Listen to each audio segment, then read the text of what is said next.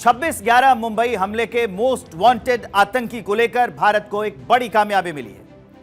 आतंकी तहव्वुर राणा को भारत लाने का रास्ता साफ होता जा रहा है। मुंबई हमले के दोषी पाकिस्तान मूल के कनाडाई बिजनेसमैन तहव्वुर राणा को अमेरिकी सरकार ने एक बड़ा झटका दिया। अमेरिका की सरकार ने वहां के सुप्रीम कोर्ट से आग्रह किया कि राणा की याचिका खारिज कर दी जाए।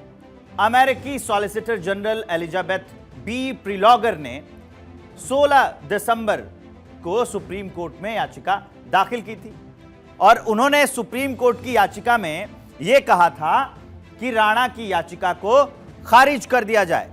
16 दिसंबर को सुप्रीम कोर्ट में उन्होंने याचिका दाखिल की और यह बताया कि उनकी याचिका खारिज कर दी जाए।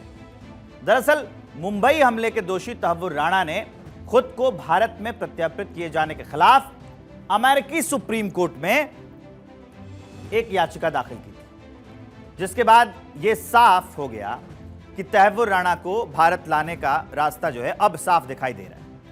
एनआईए ने 26/11 के दोषी तहव्वुर राणा को भारत लाने की मांग की थी। 2011 के दिसंबर महीने में भारतीय जांच एजेंसी एनआईए ने दाखिल चार्जशीट में तहव्वुर राणा को मुख्य आरोपी बताया था। अब हम आपको कुछ और जानकारियां दे देते हैं। एनआईए कर रही है 26/11 मामले की जांच, इसीलिए इसके जो तहव्वुर राणा है उसके प्रत्यर्पण की भी बात हो रही है। एनआईए ने 10 जून 2020 को भारत लाने की मांग की थी कि इसको ला दिया जाए। अमेरिकी राष्ट्रपति बाइडेन ने इसका समर्थन भी किया था। यूएस की एक कोर्ट ने इसकी अब इजाजत भी दे दी थी। भारत तहव्वुर राणा के प्रत्यर्पण की मांग लगातार करता रहा है। राणा मुंबई आतंकी हमले के मामले में वांटेड है। राणा इसके पहले अमेरिका की निचली अदालतों और सैन फ्रांसिस्को के उत्तरी सर्किट में भी याचिका दाखिल कर चुका है, लेकिन सभी जगहों से वो कानूनी लड़ाई हार चुका है। इसके बाद अब राणा ने 13 नवंबर को अमेरिकी सुप्रीम कोर्ट में याचिका दाखिल की। राणा के पास भारत प्रत्यर्पित न किए जाने का यह आखिरी कानूनी मौका है। अमेरिकी सॉलिसिटर जनरल एलिजाबेथ बी प्रिलॉगर ने 16 दिसंबर को सुप्रीम कोर्ट में याचिका दाखिल कर कहा कि राणा की याचिका को खारिज किया जाना चाहिए।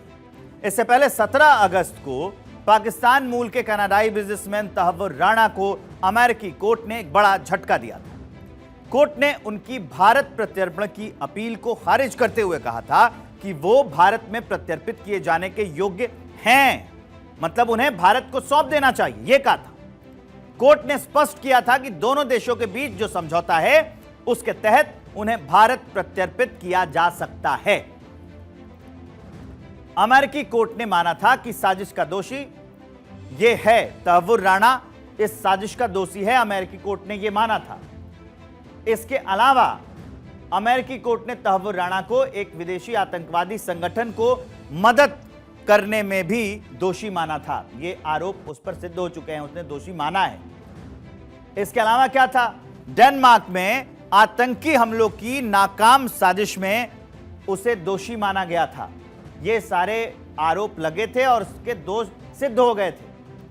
अमेरिकी कोर्ट ने यह माना था कि राणा मुंबई आतंकी हमले में साजिश में शामिल था, यह बात मानी थी कोर्ट ने, और उसे भारत में उसका प्रत्यर्पण हो जाना चाहिए, उसे भारत प्रत्यर्पित किया जाना चाहिए।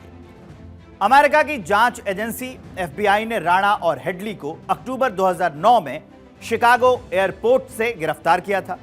दोनों जिलैंस पोस्टेन नामक न्यूज़पेपर के दफ्तरों को टारगेट करने के लिए डेनमार्क जा रहे थे।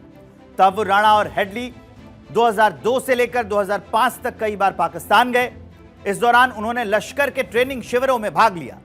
आपको यह बता देते हैं कि तहव्वुर राणा पाकिस्तानी मूल का कनाडाई नागरिक है। और क्या जानकारियां हैं उसके बारे में यह जान लीजिए। तहव्वुर राणा पाकिस्तानी मूल का डॉक्टर है, उसके पास कनाडा की नागरिकता भी है। 1997 में कनाडा गया था तहव्वुर राणा। 3 साल बाद अमेरिका के शिकागो में अवरजन कंपनी उसने एक खोली। 26/11 मुंबई हमलों के मामले में 2009 में पहली बार अमेरिका में इसको गिरफ्तार किया गया। तहव्वुर राणा को 2013 में अमेरिकन कोर्ट ने 14 साल जेल की सजा मुकर्रर की। ये सारी जानकारियां उसके बारे में हैं। उसके अलावा लश्कर तैयबा को मदद करने के आरोप में 5 साल की अतिरिक्त सजा भी उसको दी गई थी।